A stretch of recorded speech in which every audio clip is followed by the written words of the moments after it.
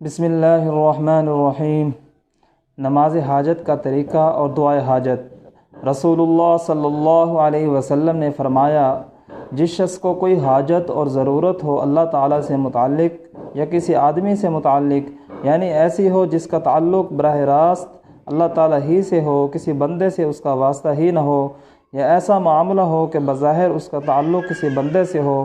بہرحال اس کو چاہیے کہ وضو کرے اور خوب اچھا وضو کرے، اس کے بعد 2 رکعت نماز پڑھے، اس کے بعد اللہ تعالیٰ کی کچھ حمد و ثنا کرے اور اس کے نبی علیہ الصلاۃ والسلام پر درود پڑھے، پھر اللہ تعالیٰ کے حضور اس طرح عرض کرے،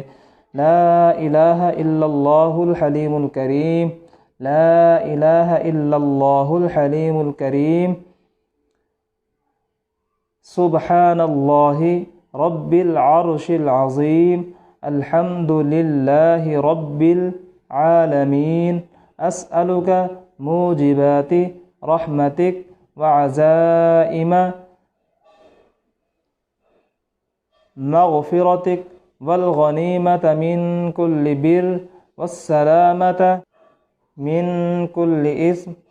لا تدع لی ذنبا الا غفرته ولا ہما الا فرجته ولا حاجة هي لك رضا الا قضيتها یا ارحم الراحمین۔ ترجمہ: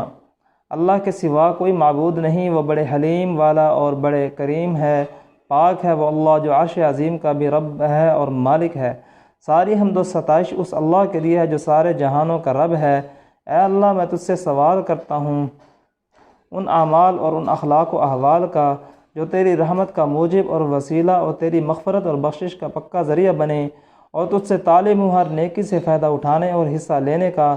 اور ہر گناہ اور معصیت سے سلامتی اور حفاظت کا۔ اے اللہ، میرے سارے ہی گناہ بخش دے اور میری ہر فکر اور ہر پریشانی کو دور کر دے، اور میری ہر حاجت جس سے تو راضی ہو اس کو پورا فرما دے۔ اے سب مہربانوں سے بڑا مہربان۔